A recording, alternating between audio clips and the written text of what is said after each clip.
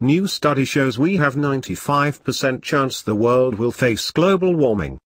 There's only a 5% chance that the world won't warm more than 2 degrees Celsius by 2100, according to a new study.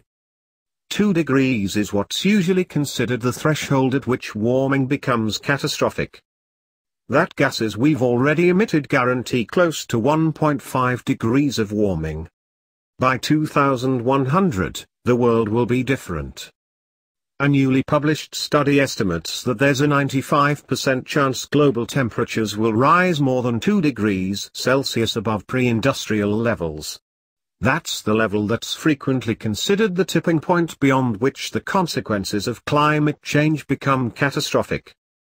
The goal of the Paris Agreement was to set emissions standards that could keep the world from hitting that point.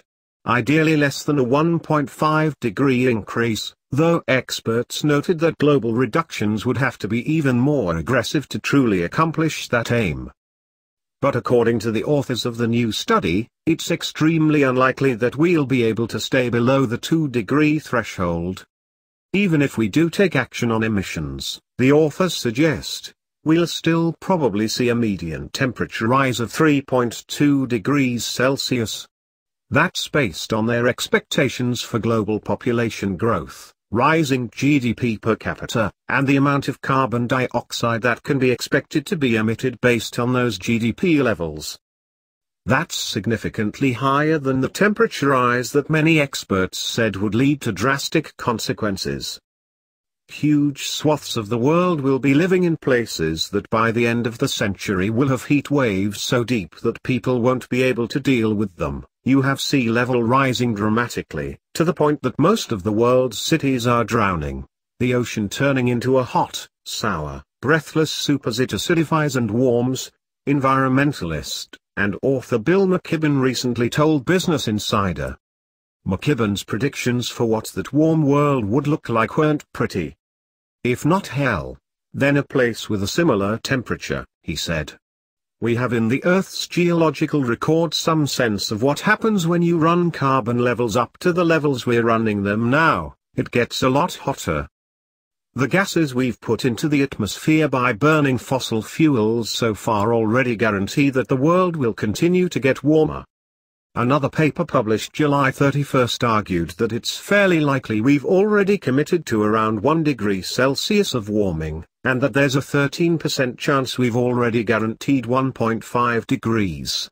Even if the world stopped emitting carbon dioxide today, that course might already be set. Our estimates are based on things that have already happened, things we can observe, and they point to the part of future warming that is already committed to bypassed emissions, Thorsten Moritzen, lead author of that paper, said in a press release. Future carbon dioxide emissions will then add extra warming on top of that commitment. It might be tempting to respond to these predictions by throwing up our hands, further condemning future generations to suffer the consequences. But that ignores the most important thing that these two new papers highlight. By the calculations of these researchers, it is still possible to make changes that could prevent us from hitting these levels of warming.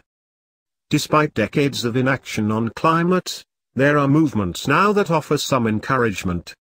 Activists around the world are pushing countries to take steps that could prevent warming from getting too out of hand.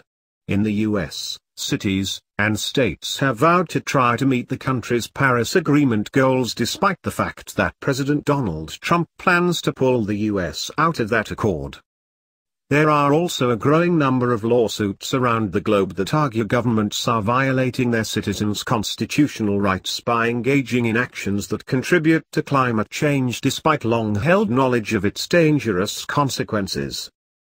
There are even natural economic trends towards clean energy, and away from fossil fuels. These efforts may not stop the world from warming 2 degrees. But they could, or might at least limit warming to 2.5 degrees instead of 4. Some researchers, like climate scientist James Hansen, think we may need to develop negative emissions technologies that would allow us to suck carbon out of the atmosphere and store it away.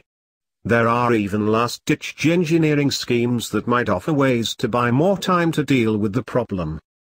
But if we want to prevent the most dire effects of rising global temperatures, action needs to be taken sooner rather than later.